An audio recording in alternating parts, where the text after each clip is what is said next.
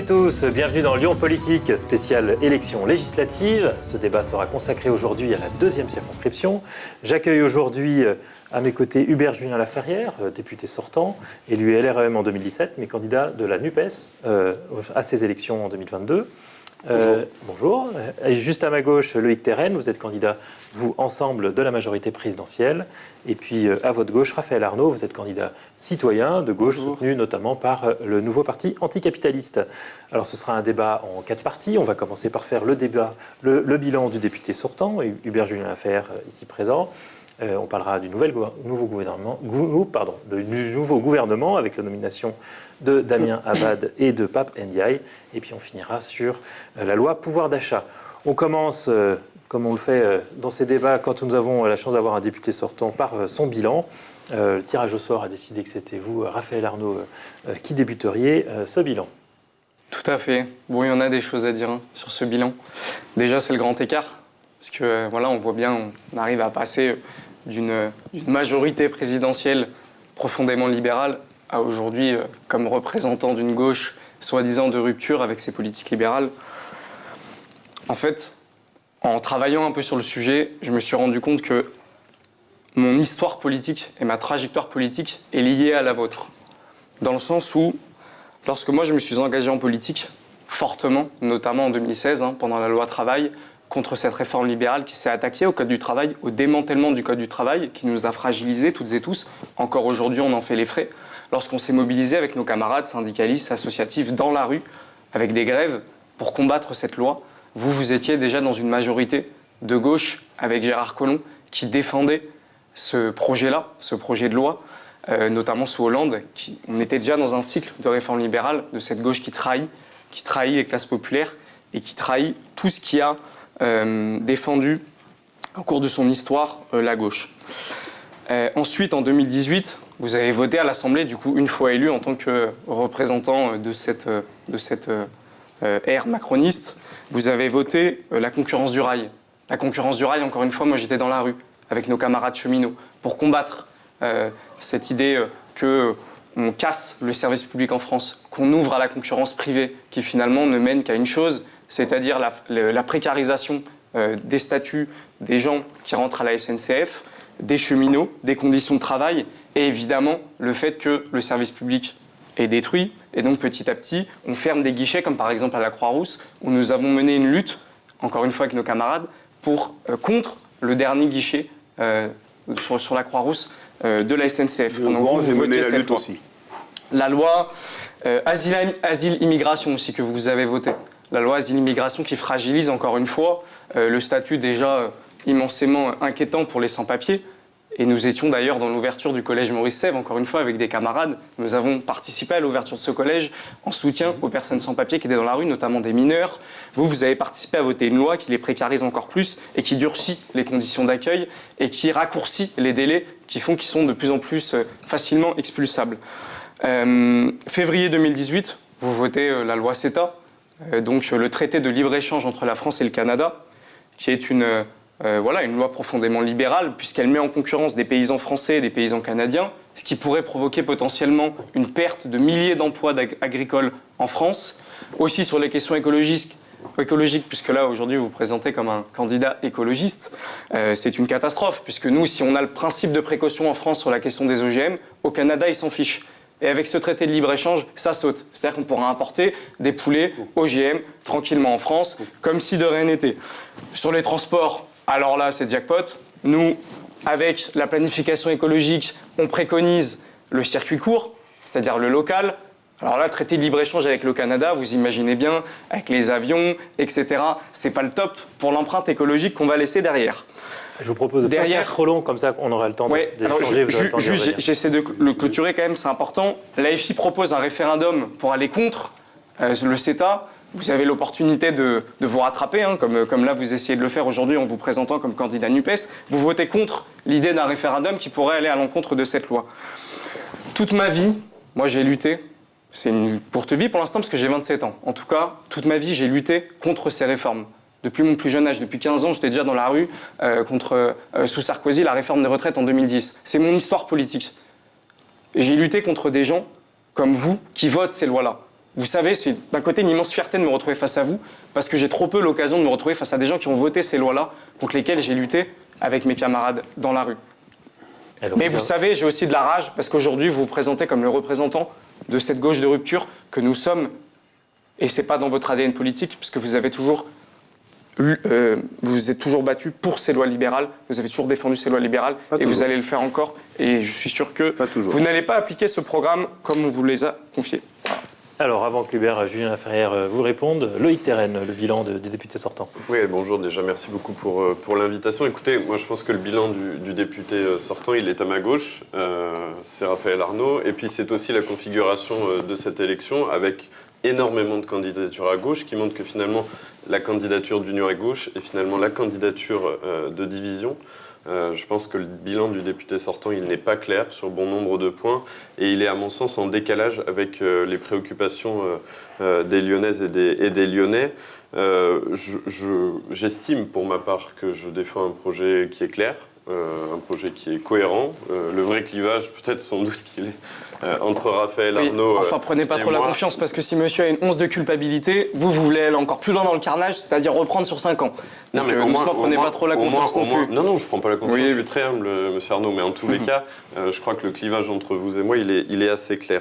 Donc, je défends un projet qui est cohérent, un projet de progrès, un projet de nouveaux droits aussi pour ce pays, avec des réformes phares qui seront celles des 5 prochaines années, sur la solidarité à la source, sur la planification écologique sans décroissance pour atteindre la neutralité carbone à 2050, sur l'économie et la relance avec l'objectif du plein emploi, et puis aussi... Et là, on était sur le bilan du député sortant. La réforme des institutions, je me présente en miroir aussi de ce qu'il a pu faire ou ne pas faire sur ces 5 dernières années.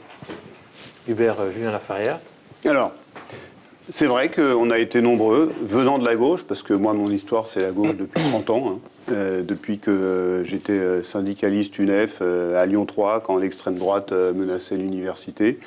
Effectivement, un long parcours au Parti socialiste. On a été nombreux, à gauche, effectivement, à croire dans les promesses d'Emmanuel Macron, promesses démocratiques, promesses écologiques, promesses sociales, parce qu'il n'y avait pas de touche à la retraite à 60 ans, parce qu'il y avait un grand plan pour les quartiers populaires, parce qu'il y avait un grand plan pour lutter contre les discriminations, parce qu'il y avait un grand plan pour lutter contre la fracture territoriale qui menaçait déjà notre pays, parce qu'il y avait une volonté de rénovation démocratique.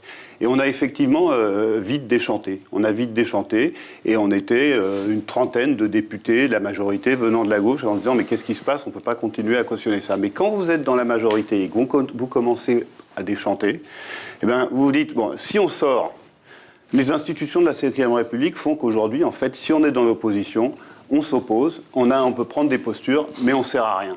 Et quand on est dans la majorité, on se dit, bah, on va essayer de peser de l'intérieur. Et alors, certainement, on n'a pas gagné assez de batailles, mais on en a gagné. Je veux dire, on s'est battu contre la réduction de l'aide médicale d'État destinée aux étrangers. Sur la loi asile immigration, avec Aurélien Taché et d'autres, on a effectivement bataillé pour obtenir qu'il y ait un rapport sur l'intégration des étrangers par l'économie, par l'emploi.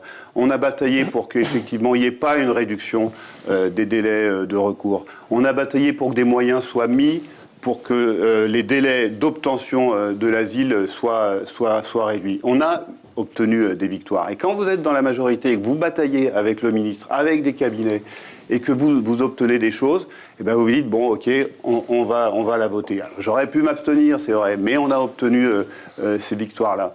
Et aujourd'hui, vous savez, vous discutez, parce qu'on peut dire des choses, mais vous discutez avec, moi j'ai discuté avec France Terre d'Asile, avec plein d'autres, qu'est-ce qu'ils vous disent aujourd'hui ? C'était une loi de posture, en fait. C'est-à-dire que cette loi, en fait, elle a permis un affichage, mais aujourd'hui, elle ne sert pas à grand-chose, en réalité. Elle a permis à Gérard Collomb, au gouvernement, de dire oh, on a une loi sur l'immigration. Pourquoi vous l'avez mais en voté fait, parce qu'on a obtenu, effectivement, ces batailles qu'on avait menées. Sur le CETA, on s'est battu avec, effectivement, des députés qui venaient de la gauche, pour qu'il y ait un vrai contrôle démocratique de l'application du CETA, pour éviter, effectivement, parce que c'est pas vrai qu'on peut faire venir des bœufs nourris aux hormones et aux OGM du Canada. Le Canada, c'est pas non plus le Brésil de Bolsonaro, c'est un pays démocratique qui est attaché, et dont le peuple est très attaché aussi à la défense de l'environnement.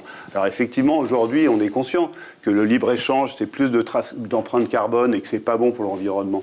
Mais le libre-échange, ça a aussi été du progrès social, parce que le protectionnisme, ça a aussi amené la guerre, je le dis comme ça. Donc évidemment qu'aujourd'hui, par rapport aux consciences écologiques qu'on a, par rapport aux défis tout simplement de protection de l'humanité par la lutte contre le changement climatique et la défense du vivant et de la biodiversité, il faut effectivement aujourd'hui retrouver le local, retrouver... Donc vous voteriez contre, du coup, cette loi ? Aujourd'hui, je voterai certainement contre, effectivement. D'accord. De toute façon, j'ai déjà dit que je voterai contre, par exemple, un accord avec le Mercosur, qui est évidemment bien pire que le CETA. Et ça, j'ai toujours dit, même quand j'étais dans la majorité, que je voterais contre, effectivement, un traité avec le Mercosur. Parce qu'aujourd'hui, effectivement, moi, je suis de notre génération que vous.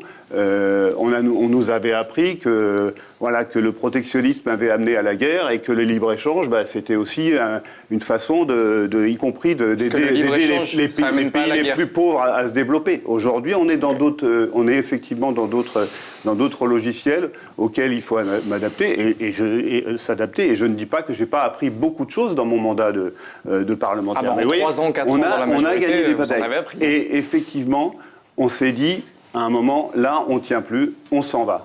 Excusez-moi, mais c'est pas facile de partir d'une majorité. Parce que quand on me dit... Je vais vous plaindre. Non, mais je dis ça simplement parce que quand on me dit que je suis parti par opportunisme, l'opportunisme, c'est ceux qui sont toujours à gauche et qui restent dans la majorité parce qu'ils veulent être réélus. Quand on quitte une majorité, et moi, avec mes collègues Villani, Taché et d'autres, Paula Forteza, on a créé un groupe à l'Assemblée nationale, Écologie, Démocratie, Solidarité. On s'est battu. On s'est battu à nouveau lorsque Darmanin prend un arrêté pour interdire les associations à Calais de donner à manger et à boire aux exilés. Eh bien, on y va, on s'oppose. Si, il l'a fait. À l'automne 2020. Il a pris cet arrêté pour interdire. On est allé voir les exilés, on est allé voir les associations.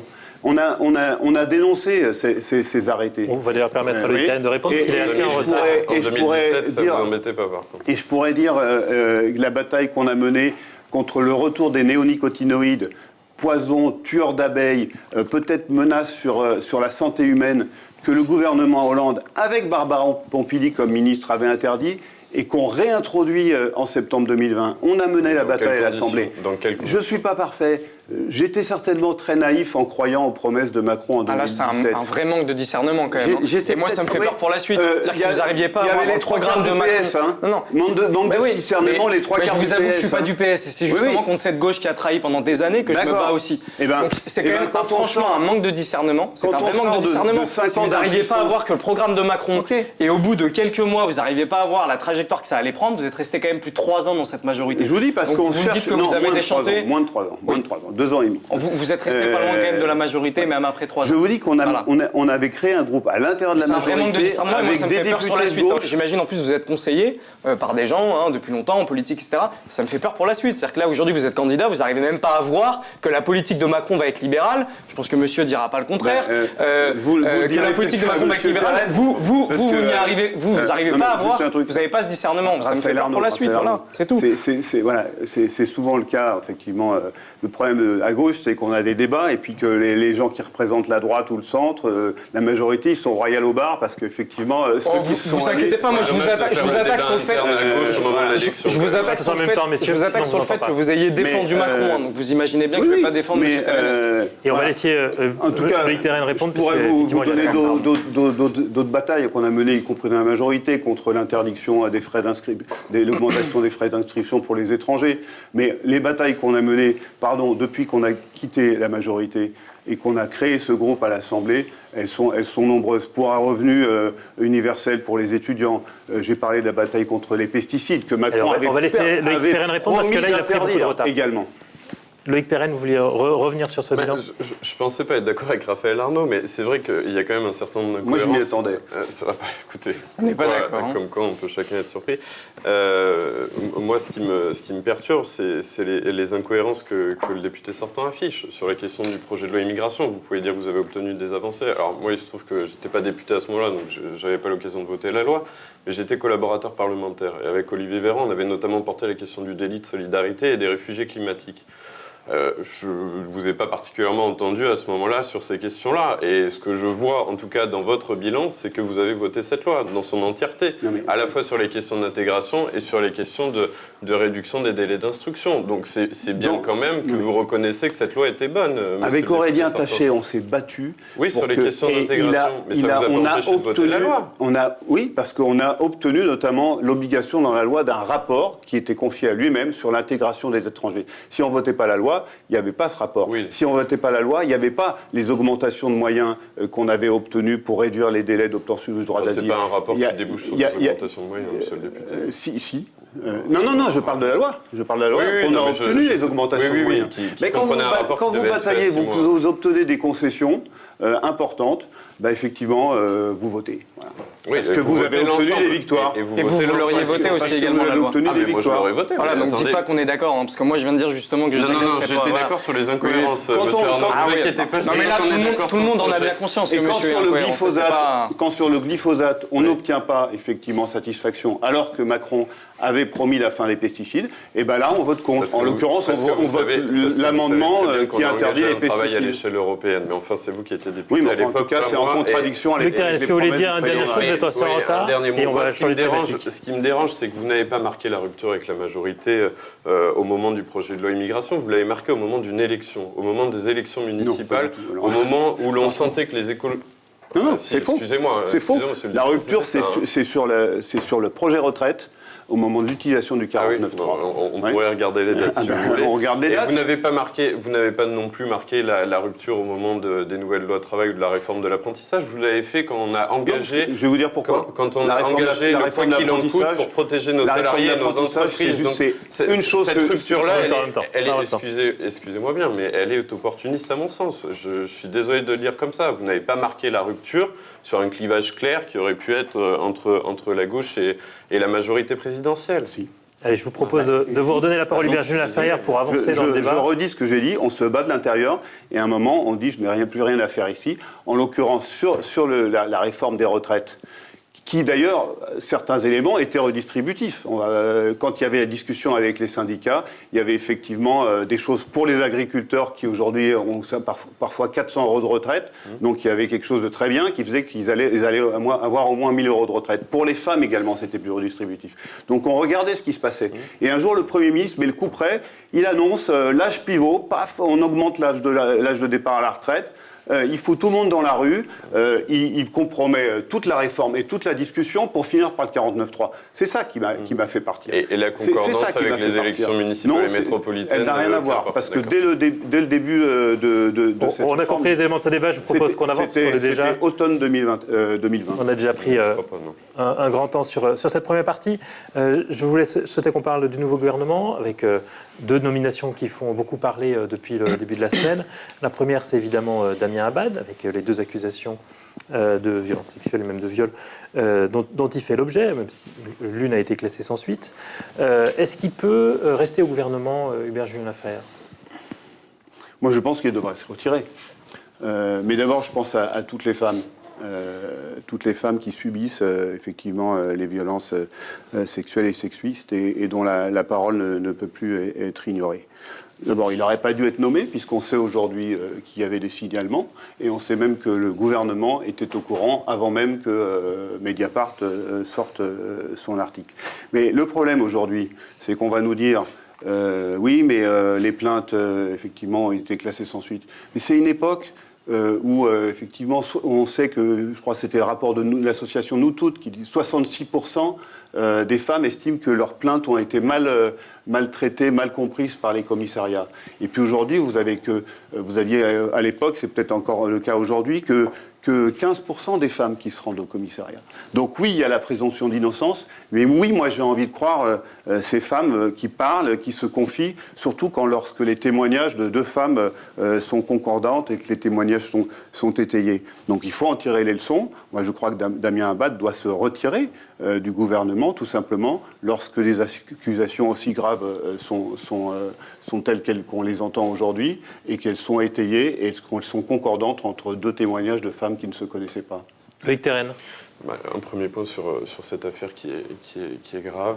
Moi, j'estime quand même que je rejoins d'ailleurs le député sortant sur la question de la parole des femmes. Je pense qu'il faut se féliciter déjà que les femmes puissent s'exprimer aujourd'hui dans ce pays quand elles ont été victimes de violences sexuelles et sexistes.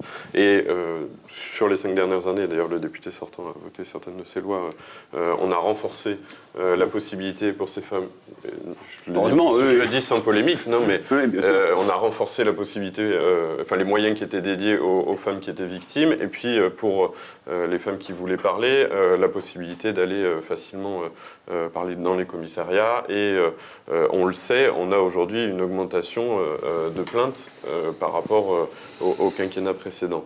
Maintenant, sur cette affaire très précise, moi je ne suis pas juge, vous ne l'êtes pas non plus, monsieur le député, je ne crois pas. Je manque peut-être d'éléments. Et donc, à ce stade, au vu de la procédure, en tout cas des faits qui sont exposés dans la presse, il est, à mon sens, un peu délicat de s'exprimer sur la culpabilité ou non de Damien Abad, quand même il est vrai que nous avons certains éléments dans la presse qui ont été révélés. Moi, je rejoins en tout point la position du gouvernement et de la Première ministre, c'est-à-dire qu'à partir du moment où il y aurait un nouvel élément dans cette affaire, il faudra que chacun prenne ses responsabilités. Moi, j'estime qu'à ce moment-là... C'est quoi un nouvel élément? C'est une plainte?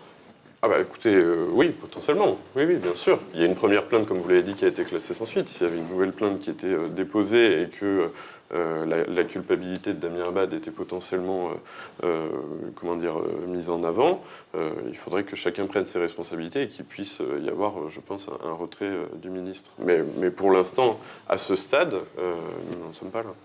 Raphaël Arnaud?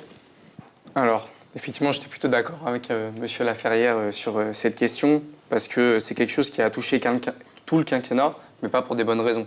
C'est-à-dire que Macron en a fait une grande cause, vous savez, du quinquennat. Lorsqu'il s'est présenté, il l'a renouvelé à nouveau. Moi, je pense qu'au-delà de la question judiciaire, derrière se cachent tous les politiques, notamment ceux qui ont commis des agressions sexuelles ou des viols, lorsqu'après les suites judiciaires donnent le résultat. Tous se cachent derrière cette question-là judiciaire. Moi, je pense qu'il y a un enjeu politique aussi derrière. Derrière la question des agressions sexistes et sexuelles, il y a un enjeu politique. À dire non à l'impunité qui règne aujourd'hui dans ce monde politique et dans l'ensemble de la société. Monsieur Laferrière l'a rappelé, nombre de femmes, déjà, n'osent pas porter plainte, et le peu qui vont au commissariat porter plainte, on sait très bien qu'il y a très peu de débouchés judiciaires par rapport à ces plaintes, même lorsque le viol est avéré des années plus tard. Il y a très peu de suites judiciaires qui donnent raison aux témoignages des femmes. Donc nous, en tant que responsables politiques, je pense qu'on a une responsabilité à être droit. Et oui, nous sommes pour l'idée que dès qu'il y a une accusation, dès qu'il y a une parole des femmes qui s'exprime, à partir de ce moment-là, l'homme politique se retire. Ne serait-ce que par un principe de précaution. Au pire, lui, il perd son poste. Au mieux, on protège les femmes qui peuvent s'exprimer et surtout, on donne le pouvoir à d'autres femmes qui n'osent pas s'exprimer de pouvoir le faire. Au niveau des lois qui peuvent être faites, nous, on pense qu'il faut qu'il y ait 1 milliard qui soit débloqué par l'État, qui soit donné à ces associations féministes, parce que vous disiez, le gouvernement a mis en place des choses. Très bien, c'est pas le gouvernement qui a mis en place des choses, c'est des organisations féministes qui, sur le terrain, luttent depuis des années, qui ont imposé un rapport de force aux politiques qui n'ont plus le choix que d'accepter ces revendications-là. Et moi, je pense qu'il faut encore plus de moyens, parce que notamment, il y a des maisons des femmes qui sont montées actuellement de partout sur le territoire, notamment d'accueil des femmes qui ont subi des violences conjugales ou des violences sexistes et sexuelles, encore une fois. Il y a des maisons des femmes qui s'ouvrent, il y a les plannings familiales qui demandent de l'argent depuis des années. Moi, je pense qu'une des solutions, c'est de leur donner du pouvoir à ces femmes-là. Au-delà de nous, ce qu'on peut faire, c'est tout simplement donner ce pouvoir-là et cet argent à des femmes qui luttent au jour le jour pour leurs conditions. Hubert Julien Laferrière. Ce devait être la grande cause du quinquennat. Je ne suis pas sûr que le bilan soit aussi grand. Effectivement, les associations demandaient 1 milliard d'euros par an pour lutter contre les violences sexuelles et sexistes. C'est en fait 300 millions qui ont été alloués. Parce que quand le gouvernement annonce 1 milliard, en fait, c'est l'ensemble des mesures prises pour l'égalité femmes-hommes, y compris les choses qui sont faites pour soutenir ce combat-là à l'étranger, ce qui est bien par ailleurs. Mais aujourd'hui, effectivement, il faut répondre aux associations. Ce milliard, il ne sort pas de nulle part. Elles ont chiffré les besoins qu'il y a pour soutenir les associations, pour aller vers plus d'éducation, vers plus de prévention, pour lutter contre la récidive. Effectivement, ça mérite 1 milliard d'euros par an. Toutes les associations le disent. Et il faudra effectivement mettre ça en œuvre pour que ce soit effectivement une grande cause du prochain quinquennat. Loïc Théraine. Non, mais on peut se rejoindre sur le renforcement des moyens. Après, sur la question du milliard, je crois que le député sortant l'a dit, quand on regarde finalement l'ensemble des politiques qui sont menées par le gouvernement, on s'y retrouve. Et je pense qu'il ne faut pas... Non, mais il ne faut pas affirmer un chiffre sans mettre de réalité derrière.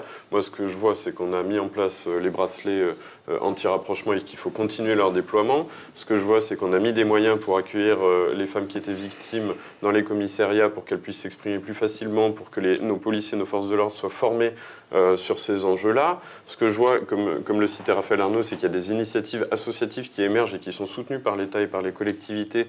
Il y a la question de la Maison des Femmes, c'est en Seine-Saint-Denis, il me semble, qui pourrait d'ailleurs très bien être déployée sur l'ensemble du territoire. Et moi, je pense qu'on pourrait tous être très heureux qu'il puisse y avoir une Maison des Femmes à Lyon. J'entends tout ce que vous dites, sauf que moi j'ai vu une interview il n'y a pas longtemps de M. Darmanin et Dupond-Moretti qui étaient interrogés sur cette affaire. On a un M. Darmanin qui lui-même a été accusé d'agression sexuelle devant les caméras, tranquillement. C'est vrai que c'est super rassurant pour parler d'une affaire de viol. Et de l'autre côté, on a M. Dupond-Moretti qui, lui, lorsqu'il parlait des femmes, justement dont vous parlez là, des associations, etc., comme nous toutes, qui ont lancé un mouvement pour dénoncer ces violences sexistes et sexuelles, ce cher M. Dupond-Moretti, qu'est-ce qu'il disait aux yeux de toutes et tous?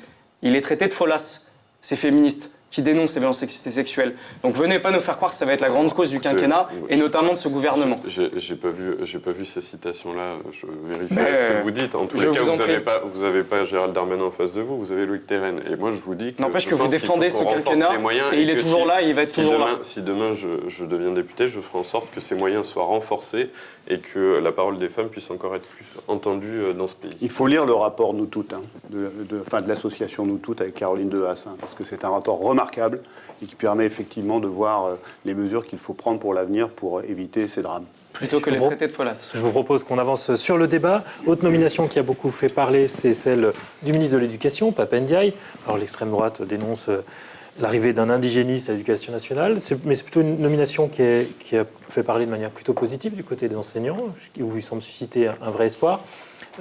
Loïc Théraine, justement, est-ce qu'il y avait besoin d'une rupture avec Jean-Michel Blanquer, qui, lui, dénonçait l'islamo-gauchisme et le wokisme au sein de l'Éducation nationale et de l'université? Écoutez, je ne sais pas s'il est question d'une rupture. Je crois que chacun, et y compris le nouveau ministre de l'Éducation nationale, est satisfait du bilan éducatif du précédent quinquennat et des chantiers qui sont proposés pour l'avenir. Puisque parmi les grands chantiers que le président de la République a proposés pour le début de ce quinquennat, figure celui de la santé et celui de l'éducation, de l'école, avec la question de la revalorisation des salaires des enseignants, la question de leur mission, et puis la question aussi et surtout de la liberté pédagogique, de la liberté d'enseignement, notamment en primaire, pour pouvoir s'adapter finalement aux besoins des élèves, pour renforcer leur réussite éducative. Et je pense que Pap Ndiaye, qui est notre nouveau ministre de l'Éducation nationale, sera le plus à même pour porter ces réformes-là. Il le fait en plus en portant un très beau message, notamment quand il est allé faire son premier déplacement, puisqu'il est allé au collège de Samuel Paty à Conflans-Sainte-Honorine, en portant un message de fraternité, un message de bienveillance, un message universaliste. Et moi, je me retrouve en tout point avec ce message-là et avec son ambition pour l'éducation de nos enfants. Julien Laferrière, une nomination positive? Oui, alors j'ai entendu parler de bonne prise, comme si les électeurs de gauche étaient une part de marché dans le contenu de ce gouvernement. Moi, il se trouve que j'ai connu Pap Ndiaye. On était tous les deux étudiants et on était membres d'un cercle de réflexion qui s'appelait Convergence socialiste, dans lequel on retrouvait d'ailleurs l'historien Benjamin Stora, Jean-Christophe Cambadélis et d'autres. Et effectivement, il travaillait déjà sur les discriminations. Et aujourd'hui, c'est une référence sur le thème des discriminations. Moi, ce que je me demande, c'est comment il va cohabiter dans ce gouvernement, avec Gérald Darmanin qui, comme je le rappelais, prend des arrêtés pour empêcher les associations de donner à manger et à boire aux exilés à Calais, parmi d'autres méfaits. Comment il va s'y retrouver? Je ne sais pas. Quelle va être sa politique pour l'éducation? Je ne sais pas non plus. Et puis, quelle va être la ligne du gouvernement lorsque Jean-Michel Blanquer et Frédérique Vidal ont fait des procès en wokisme en permanence et en indigénisme dans les universités, contribuant en fait à diviser la communauté universitaire, à monter en épingle des choses qui n'avaient pas besoin d'être montées en épingle. Comment effectivement il va se retrouver dans ce gouvernement alors que lui défend avant tout la lutte contre les discriminations? C'est une vraie question. Mais la vraie question, encore tout plus, c'est effectivement quelle va être sa politique pour l'école. Et ça, pour l'instant, je n'en sais rien. Raphaël Arnaud? Oui. Déjà, je voulais rappeler qu'il est très important que toutes et tous, on dise stop à la déferlante raciste qu'il y a aujourd'hui dans notre pays. Stop. On a des ministres, on l'a bien vu avec la question précédente, qui sont accusés d'agression sexuelle. On a des ministres comme Gérald Darmanin qui ont fait preuve d'une brutalité extrême dans les propos, dans les ordres donnés, notamment vis-à-vis de la répression des mouvements sociaux. On a des ministres qui n'en manquent pas une pour se faire attaquer sur leurs faits. Là, on a un ministre qui arrive, qui n'a encore rien fait. Il se subit une déferlante sur les réseaux sociaux de la part d'une grande part du champ politique et médiatique, tout simplement parce qu'il est noir. Tout simplement parce qu'il est noir. On en est là aujourd'hui en France. Je tiens à le rappeler, il n'y a même pas quelques semaines, l'extrême droite était aux portes du pouvoir. Alors je sais que Macron, ça ne le dérange pas trop, puisqu'il n'a même pas cité l'extrême droite lorsqu'il est face à Marine Le Pen et ne dénonce pas les meurtres d'extrême droite et les attentats qui sont déjoués quasiment toutes les semaines ou au moins plusieurs fois par mois sur notre territoire. C'est absolument faux. Je sais que ça pose pas trop de problèmes, à tel point que, M. Laferrière l'a rappelé, des ministres comme Vidal ou Blanquer parlent d'islamo-gauchisme dans les universités, parlent de wokisme, qui reprend ces thématiques de l'extrême droite jusqu'au plus haut sommet de l'État. Donc tout simplement, c'est le résultat de toute cette politique-là qui est menée depuis 5 ans. Et qui fait qu'aujourd'hui, lorsqu'un ministre noir arrive au pouvoir, mais ces gens-là, ils ne le supportent pas, les racistes. Et ils s'expriment, parce qu'aujourd'hui, en France, un personnage comme Éric Zemmour a pu se présenter aux élections présidentielles. Effectivement, ça leur a laissé le champ libre.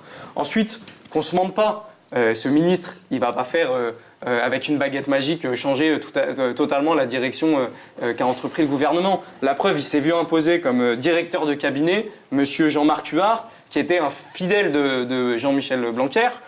Donc voilà, on se doute bien qu'ils vont continuer un peu dans cette dynamique-là. On le rappelle, la France est quand même championne au niveau des inégalités, comme le rappelle l'OCDE, comme reproduction des inégalités à l'école. Moi, je mets au défi, monsieur Pape Ndiaye, de savoir comment est-ce qu'il va garantir le fait qu'il y ait l'école gratuite pour toutes et tous, qu'on arrête avec cette idée d'autonomie des écoles. Parce que monsieur parle de liberté, comment vous avez dit? Liberté d'enseignement, ça sonne super bien, liberté d'enseignement. Pédagogique. Sauf qu'en fait, liberté pédagogique et d'enseignement, en fait, ce qu'il y a derrière, c'est l'idée d'autonomie des établissements.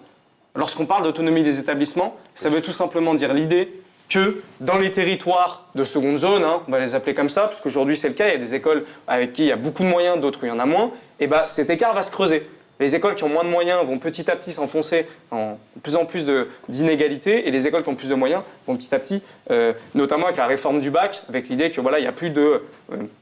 on essaie de casser cette idée de diplôme national qui serait équivalent toutes et tous. De plus en plus, on va autonomiser les établissements et produire... On va laisser Loïc Terren répondre. Juste préciser mon propos, liberté pédagogique, je ne sais pas comment vous avez entendu autonomie des établissements quand j'ai parlé de liberté pédagogique. En l'occurrence, c'est... C'est ce qui s'est passé pendant tout le quinquennat. Non, pas du tout. Si. Pas du tout. Enfin, je ne sais pas sur quel point, vous pourrez nous le préciser après, mais en tous les cas, on parle ici de liberté pédagogique à l'école primaire pour nos enseignants, pour nos professeurs des écoles qui, tout simplement, veulent parfois adapter un peu la manière dont ils font cours pour renforcer la réussite éducative de nos écoliers. Et ça va dans le sens de l'ensemble des réformes qui ont été menées sur les 5 dernières années, à la fois avec le dédoublement des classes dans les zones REP et REP+, parce qu'il n'y a pas d'établissement de seconde zone, je suis désolé de le dire, à la fois avec... Faut que vous ayez dans les écoles des quartiers nord à Marseille, je pense que... peut-être pas dans les quartiers nord à Marseille, mais j'ai déjà visité quand même des écoles qui étaient dans des milieux en difficulté. J'y suis même passé, vous voyez, comme quoi. Grande fierté, monsieur, je suis content pour vous. les cités éducatives dans les quartiers en difficulté qui ont permis des synergies avec les associations, avec les établissements scolaires, avec le milieu socio-éducatif pour favoriser aussi cette réussite et finalement cette émancipation de chacun. La revalorisation des salaires des enseignants qui a déjà débuté, on oublie de le dire, mais elle a déjà débuté en 2017, notamment pour inciter des enseignants à aller dans les secteurs les plus en difficulté, et elle va se poursuivre. Et le dégel du point d'indice des fonctionnaires ? Vous avez peut-être suivi que le président de la République propose que Pourquoi ça n'a pas été fait pendant 5 ans ? Écoutez, on a un contexte aussi... Oui, parce que là, il y a les élections, donc effectivement, vous dites ça, mais... Non, pas nécessairement, mais on peut parler aussi de vos propositions sur les questions de pouvoir d'achat, et je crois qu'on le fait juste on y après, reviendra, y a pas de souci. qui sont peut-être circonstancielles, puisque vous va faire rapidement, parce que là, on a déjà débordé. 400 €, et puis vous êtes passé sur un SMIC oui, il y a à 1500 l'inflation, € entre deux élections. On sait On est bien d'accord, mais nous sommes bien d'accord, c'est pour ça qu'on va augmenter le point d'indice. Donc voilà, ce bilan éducatif-là, je pense qu'il dessine les lignes pour l'avenir aussi, c'est-à-dire un renforcement encore du dédoublement des classes en primaire, une augmentation de la liberté pédagogique et puis une revalorisation du métier d'enseignant qui est un des plus beaux métiers dans ce pays. Et je vous propose qu'on avance justement sur la dernière thématique. Je suis désolé, je n'ai pas été un très bon animateur, on est assez en retard sur le temps de parole. Loi pouvoir d'achat, qu'on a appris finalement serait repoussée plutôt après la législative, qui prévoit... pour faire face à une inflation annoncée au-delà de 5%. Donc, dans les mesures qui sont annoncées, on a la prime Macron qui serait triplée pour passer à 6 000 €. Il y a l'indexation des retraites sur l'inflation. Il y a un chèque alimentaire d'une 60aine d'euros pour les ménages en difficulté, pour consommer bio et local. Prolongation de la remise carburant de 18 centimes par litre d'essence, je crois qu'il a coûté déjà 22 milliards depuis le début de l'année. Redevance télé qui serait... supprimé, qui est à 138 € aujourd'hui, négociation sur les hausses des salaires, mais aussi un minimum d'activité sur le RSA, proposition qui a été faite durant la campagne, dont on comprend aujourd'hui qu'elle serait plutôt, si j'ai bien suivi, ça deviendrait plutôt une obligation de formation d'une 20aine d'heures par mois. Hubert Julien Ferrière, cette loi pouvoir d'achat, vous qui étiez dans la majorité avant, vous pourriez la soutenir ? J'attends de la voir, parce que pour l'instant, on a des annonces dans la presse. Donc moi, j'attends de voir ce qui concrètement il y a. Encore une fois, on nous avait promis une réduction des inégalités. Les inégalités se sont fortement accrues pendant ce quinquennat. C'est l'une des raisons pour lesquelles je suis parti de cette majorité. Aujourd'hui, on a eu un taux de... Oui, les inégalités se sont accrues, c'est-à-dire qu'effectivement, ceux qui ont profité de la crise et de l'après-crise, ce sont les plus élevés. C'est un peu la difficulté. Et on a un taux de... Pardon, mais la crise sanitaire, elle n'était pas que en France. Et aujourd'hui, le taux de pauvreté, 15% de la population qui sont en dessous du seuil de pauvreté, 15% de la population, quasiment 1 million de Français. Effectivement, c'est du jamais vu depuis 20 ans. Donc, on a besoin... Tout ça parce que, en fait, cette promesse du ruissellement n'a pas fonctionné. Et on a aujourd'hui, effectivement, 5 personnes en France qui représentent, qui possèdent plus que 40% de la population française. 5 personnes. Ça veut bien dire qu'il y a les moyens, quand même, de réduire, je prends les 5 personnes, mais je pourrais en prendre beaucoup plus, qu'on a des moyens d'une meilleure redistribution des richesses qui n'a pas eu lieu, et qui n'a pas eu lieu, pas simplement sous ce quinquennat, mais depuis très longtemps, on a besoin de changer complètement de logiciel en termes de redistribution des richesses, parce qu'on a tous été noyés dans un logiciel, effectivement, néolibéral, qu'il fallait soutenir les riches, et que c'est eux qui allaient permettre. Oui, mais c'est très joli aujourd'hui, non, mais je viens de le dire. Du coup, vous en êtes conscient, vous y avez participé. Je viens de le dire, on a tous été noyés dans un... Pas moi, monsieur, puisque j'étais dans la rue pour combattre. Donc c'était encore une fois un manque de discernement, et ça me fait peur pour la suite. Je parle depuis les années 80, avec le tournant avec Mitterrand, tout le monde s'est dit, effectivement, il faut soutenir l'investissement, ce qu'il faut faire. Et vous pensez, du coup, il n'y avait pas de gauche de rupture avec ces politiques qui existaient ? Certainement. Pourquoi vous n'y étiez pas, alors ? Certainement. Pourquoi vous n'y étiez pas dans la rue avec nous contre la loi travail ? Écoutez, tout à l'heure, vous m'avez mis en cause sur la loi El Khomri. Vous ne savez pas du tout ce que je pensais de la loi El Khomri. À l'époque, quelle déclaration vous avez faite ? À l'époque, je n'étais pas député. Vous étiez dans la rue avec nous ? J'étais maire d'un arrondissement. Oui, d'accord. Je me battais pour le quartier de la Duchère. J'étais auprès des populations. Oui, je me suis opposé à cette loi. Je l'ai dit. Vous retrouverez les déclarations. D'accord. Vous pourrez les chercher. Très bien. Je n'étais pas pour la loi El Khomri et vous avez voté la loi Pénicaud. Oui. D'accord. Ah oui, et ça, je pourrais. C'est On n'a grand pas le écart, temps, vous mais êtes gymnaste, on n'a pas le temps, mais Enfin, moi, je suis pourrais très à l'aise expliquer sur pourquoi. ces questions, mais On n'a pas le temps, mais je pourrais expliquer c'est quand même pourquoi. assez incohérent. Mais rappelez-vous, il y avait quand même pas mal de socialistes qui étaient opposés à la loi El Vous Khomri. essayez de me ranger à chez les l'époque. socialistes, monsieur. Non, je vous dis ça parce que vous dites que. Non, je vous dis que j'étais pas le seul, il y en avait quand même beaucoup. Ah bah, je sais, Mais on va c'est pas bien, refaire toutes le ces bilan. personnes que je combatte. Raphaël Bref, Arnaud. en tout cas, voilà, moi j'attends de voir ce que va représenter cette loi, mais en tout cas, il y a un problème énorme de répartition des richesses dans notre pays auquel il faut évidemment s'attaquer. Et dernière chose, il faut absolument qu'aujourd'hui, parce qu'on n'a pas parlé du plus grand défi auquel l'humanité doit faire face, c'est-à-dire le défi climatique et de préservation du vivant, l'écologie doit être l'allié du pouvoir d'achat aujourd'hui. Et on a proposé dans cette campagne présidentielle, moi j'étais avec Yannick Jadot, mais les programmes se rejoignent, effectivement, un plan très fort de rénovation thermique des passoires thermiques qui concernent les plus pauvres d'entre nous.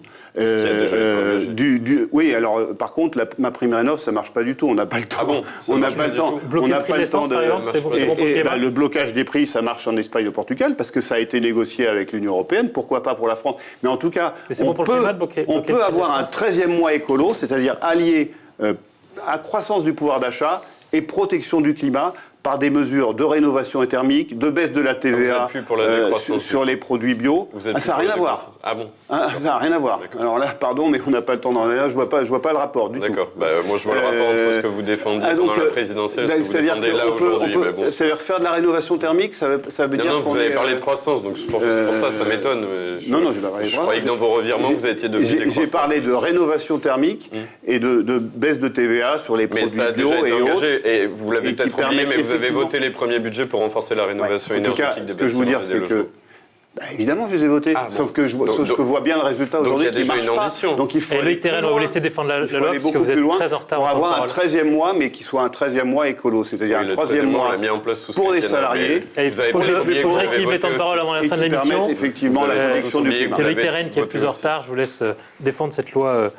Écoutez, pouvoir d'achat, ou peut-être pas, je sais pas. Sacré challenge de défendre cette loi. Ah bon? Oui, non, moi je suis très à l'aise. Il y a un contexte qui est celui de la crise géopolitique qui a débouché sur des difficultés en matière de pouvoir d'achat, à la fois sur la question de l'énergie, sur la question de l'alimentation des matières premières. Et donc le gouvernement propose de renforcer son action en matière de pouvoir d'achat, comme il l'a déjà fait depuis 5 ans.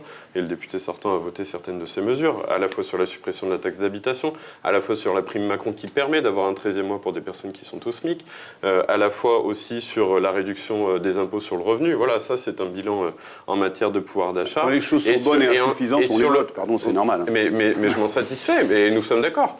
Et puis le projet pour l'avenir, celui des mesures d'urgence que le gouvernement propose de prendre, à la fois avec le bouclier tarifaire qui est beaucoup plus finançable que ce que vous proposez, parce que moi je ne sais pas comment on finance ce que vous proposez, à la fois avec le chèque alimentaire qui permet finalement à des personnes qui sont les plus modestes d'accéder à une alimentation durable et de qualité en circuit court, parce qu'on ne fait pas la transition écologique à quelques-uns, et c'est ce que je reproche aux écologistes, et on aurait pu parler de beaucoup de sujets, c'est vrai qu'on n'a pas beaucoup parlé de climat, mais on aurait pu parler des zones à faible émission et de ce que la métropole et la ville de Lyon sont en train de faire ici. On ne les fait pas contre les classes populaires non plus, comme ça a été le cas avec la taxe carbone qui a mis les gilets jaunes dans la rue. Vous êtes en train visiblement de le faire, en tout cas ici, sur les zones à faible émission, qui risquent de devenir des zones de forte exclusion.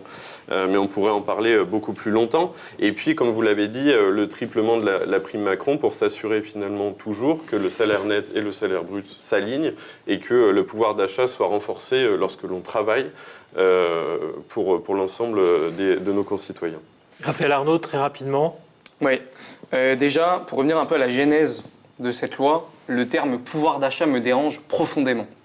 Parce que aujourd'hui, on pourrait croire que pour les classes populaires, ce serait un luxe de pouvoir consommer encore plus. Mais on n'en est pas là. On en est aujourd'hui, pour certaines parties de la population, au pouvoir de vivre, juste de pouvoir vivre dignement, de pouvoir se loger dignement, de pouvoir manger correctement, etc. Donc ce terme, déjà, pouvoir d'achat, me dérange un peu. Donc on voit bien, il y a les prix qui augmentent. Les prix qui augmentent. L'INSEE dit que les prix augmenteront toujours plus, encore et encore, avec l'inflation. Donc là, on a des mesurettes. Alors là, c'est devenu à la mode, on nous distribue des chèques, un peu comme si on faisait l'aumône. Ah bah là, tiens, ce mois, t'as droit de faire ton plat d'essence. Le mois d'après, on sait pas, mais là, c'est bon, t'as droit. On nous parle de chèques alimentaires, de chèques pour l'essence, etc., etc. On signe des chèques comme ça. Nous, ce qu'on demande, c'est des vies dignes. Ça veut dire des salaires dignes. C'est-à-dire une augmentation du SMIC à minimum 1 500 €. Et encore, Pour moi, ça ne serait pas suffisant. Mais déjà, ce serait une première mesure envoyée. Phare, SMIC à 1 500 € minimum, ce qui provoquerait de fait une augmentation de tous les salaires. Une vraie augmentation. Parce que la personne qui a 1 500, lorsqu'elle voit le salaire le plus bas augmenter à 1 500, de fait, ça augmente. Ça a toujours été comme ça. Le blocage des prix, l'essence à 1,40 €, l'allocation jeune aussi à 1 063 €. Bref, des vidignes. Et juste sur la triple prime Macron, ça nous fait quand même doucement rigoler. C'est-à-dire qu'encore une fois, on remet la responsabilité aux patrons qui déjà décident tout sur nos vies, qui déjà nous exploitent, font de l'argent sur notre travail au jour le jour. Et ben on laissera le choix aux patrons de savoir si oui ou non ils nous donnent des primes. Eh ben non. Moi je veux que ça vienne, qu'on nous donne des salaires clairs, nets, et en plus de ça, des primes qui sont défiscalisées. Comme les chèques qui sont payés d'ailleurs avec l'argent du contribuable. Bah nous, on pense que l'argent aujourd'hui doit être allé chercher chez les salaires les plus riches. Et quand je parle de salaires, c'est des salaires énormes. On parle de milliards qui sont dans les paradis fiscaux. On a supprimé l'ISF. C'est là l'argent, on doit aller le trouver et on va le redistribuer comme il se doit pour l'ensemble de la population et notamment les classes. Je vous remercie. Je vous laisserai conclure tout à l'heure. D'ailleurs, c'est le temps de la conclusion. Je suis désolé, on a dépassé largement le temps qui était imparti. Je vous propose simplement de finir avec un mot de conclusion. On est à peu près équilibré sur les temps de parole. Vous êtes un peu en retard, Loïc Terren, donc vous avez le droit de conclure un tout petit peu plus longtemps.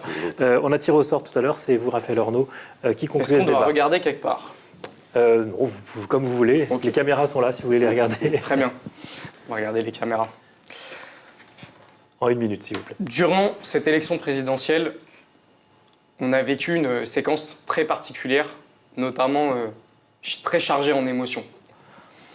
Nous, la jeunesse, on a vécu un sentiment véritablement d'espoir, notamment avec la candidature de Jean-Luc Mélenchon, mais surtout une dynamique générale en France où on s'est dit il est possible à nouveau d'être en rupture avec ces politiques libérales qui nous plongent depuis des dizaines d'années dans la misère, dans la casse de nos emplois et de la planète, évidemment. On a senti ce sentiment d'espoir, et puis de l'autre côté, on a eu un véritable sentiment de peur. Un véritable sentiment de peur puisque l'extrême droite était à nouveau aux portes du pouvoir. Et cette fois, à quelques pourcentages seulement d'accéder à l'Élysée. On sait bien aujourd'hui que Emmanuel Macron, si quelques semaines avant le second tour, comme d'habitude, se présente comme rempart face à l'extrême droite, tout au long du quinquennat, il va continuer à fermer les yeux sur cette montée de l'extrême droite, continuer à accentuer ces politiques libérales qui cassent les classes populaires et donc qui mènent inévitablement à l'extrême droite, à nouveau aux portes du pouvoir. Nous avons l'opportunité de voter pour des députés combatifs face à ces politiques libérales, face à l'extrême droite, face à ce tournant réactionnaire. Votez le 12 juin, votez Raphaël Arnaud pour envoyer un maximum de députés combatifs à l'Assemblée. Merci Raphaël Arnaud. Hubert Julien Laferrière. Pour la première fois depuis 25 ans, l'ensemble des forces de gauche et écologistes se présentent unis à cette élection législative. C'est historique. C'est vrai que c'est un rassemblement qui est fait de parcours différents et c'est sa richesse justement de pouvoir réunir des parcours très différents mais unis sur l'essentiel, unis d'abord sur la volonté effectivement de lutter contre le réchauffement climatique et pour la préservation du vivant parce que c'est le défi de l'humanité, mais évidemment unis pour la justice sociale et pour la réduction des inégalités qui sont si criantes et qui sont si insupportables pour bon nombre de nos concitoyens, unis sur la volonté de réparer la société et de réduire les fractures entre nos territoires et entre les groupes sociaux, unis pour revitaliser notre démocratie, pour retrouver la confiance des citoyens. Et moi, je suis le candidat investi par la nouvelle Union populaire écologique et sociale, donc dans le cadre de cette union, dans une circonscription que je connais bien. Alors, puisque cette union a généré beaucoup d'espoir, eh bien, les 12 et 19 juin, vous avez l'occasion de transformer cet espoir en victoire. 1 minute 3 secondes. Je vous remercie. Loïc Terren, vous avez le droit de déborder un petit peu. Un petit peu, merci. Écoutez, chères Lyonnaises, chers Lyonnais, face à la division de la gauche qui n'a pas fini finalement ses débats internes sur cette circonscription, je vous propose d'être un député qui agit. Un député qui agit pour un projet cohérent de progrès, d'égalité, de justice sociale, avec une action concrète sur le climat pour des villes abordables et respirables, notamment sur les questions de logement. Je vous propose d'être un député travailleur, investi, qui se bat sans relâche pour vous et qui est à votre écoute, à la fois sur le terrain et à l'Assemblée nationale. Et puis enfin, je vous propose des réformes concrètes pour votre quotidien, à la fois avec la solidarité à la source, les chantiers de l'école et de la santé, et il y a tant à faire, ainsi que la réforme des institutions pour revivifier notre démocratie et lutter contre cette abstention qui gangrène encore notre pays. Messieurs, je vous remercie pour ce débat. Je m'excuse une dernière fois d'avoir dépassé un peu le temps de parole. Je précise, parce qu'on nous a posé la question, que nous invitons à chaque fois au moins les 2 candidats les mieux placés, et puis que pour les 3e places, nous tournons de circonscription en circonscription pour essayer de représenter toutes les sensibilités présentes à ces élections législatives, mais que aussi nous invitons tous les jours dans les coulisses du Grand Lyon les différentes sensibilités. Et moi, je vous dis à la semaine prochaine pour une nouvelle émission de Lyon Politique.